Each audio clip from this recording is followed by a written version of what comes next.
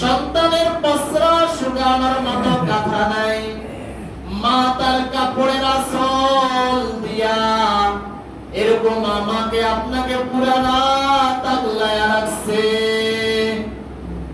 বাসাদন এখন বুঝি মনে নাই, এখন তো বুড়া হয়ে গেছ, দাড়ি পাইকা গেছে, গুলো মনে থাকার কথা না। ও মুসলমানে কেরাম, দিল দিয়া অন্তর দিয়া বুঝার চেষ্টা করেন। আল্লাহর হাবিব বলেন, তোমার ঘরের মধ্যে যদি মা বাবা অসুস্থ হয়ে শুয়ে থাকে, তোমার কাছে বিরক্ত লাগে, তাহলেও তুমি দেখবা তোমার অন্তরের মধ্যে একটা সাহস আছে, একটা সাহস যোগায় যে আমার বাবা এখনো দুনিয়াতে আছে, আমার মা এখনো দুনিয়াতে আছে। কিন্তু যার মা বাবা দুনিয়া থেকে চলে যায়, তার মাথার উপর থেকে যেন পুরা দুনিয়ার ছায়া চলে যায়। কথা ঠিক বললাম না? এই পুরা দুনিয়ার ছায়া যেন চলে যায়, মা বাবা ছাড়া কেউ হয়তো খোঁজ খবর লয় না। বাবা তুমি কেমন আছো, খাবার খাইছনি, খোঁজ খবর লয়? খোঁজ খবর নেয়? কেউ খোঁজ খবর নেয় না। একদিন এই দুনিয়ার মধ্যে ছিলাম না, আজকে আছি, আবার এক সময় চলে আসবে, থাকবো না। আগামী জুমায় রমজান পাবো কি পাবো না বলতে পারি না। আবার আগামী রমজান আসবে, আবার আগামী রমজান এখানে আসবো, অনেক দূরের কথা। গত রমজানে মসজিদে অনেক মুসল্লিয়ানে কেরাম ছিল, আজ নাই। আছে না নাই? নাই।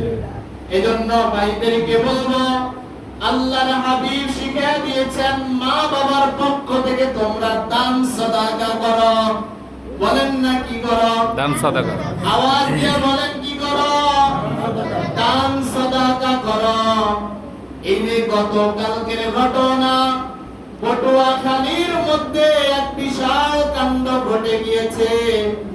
মাগরিবের নামাজের পর এক ফ্যামিলির 13 থেকে 14 জন ইফতার করে বিবাহের কাজ যখন সমাধান করে পার করে মাইক্রো করে চলে যাচ্ছে, এশার নামাজের সময় খবর আসলো পুরা মাইক্রো অ্যাক্সিডেন্ট করে একই ফ্যামিলির 13 থেকে 14 জন দুনিয়া থেকে চলে গেল।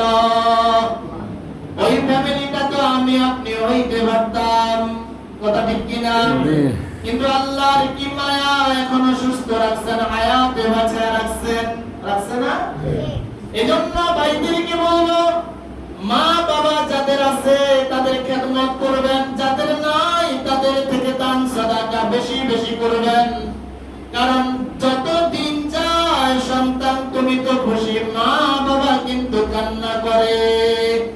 কবরের মধ্যে মা বাবা কান্না করে, কবরের মধ্যে মুর্দাদের আওয়াজ কিন্তু বাড়িয়ে গেছে। কারণ 23 রমজান চলে যাচ্ছে, কবরবাসীরা দুনিয়াবাসী আমাদের দিকে তাকায় রইছে।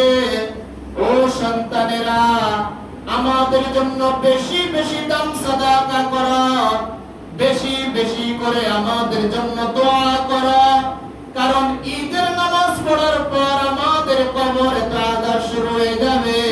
তুমি যদি চোখের পানি পালায়া দিল দিয়া দান সাদাকা করতে পারো, আল্লাহ তাআলা তার উসিলা করে আমাদের কবরে জান্নাতের টুকরা বানায়া দিবেন। সুবহানাল্লাহ। মা বাবার জন্য আপনাদের মায়া আছে? সবাই বলেন মায়া আছে? মায়া কতটুকু আছে এখন দেখা যাবে ইনশাআল্লাহ। আল্লাহ আজকে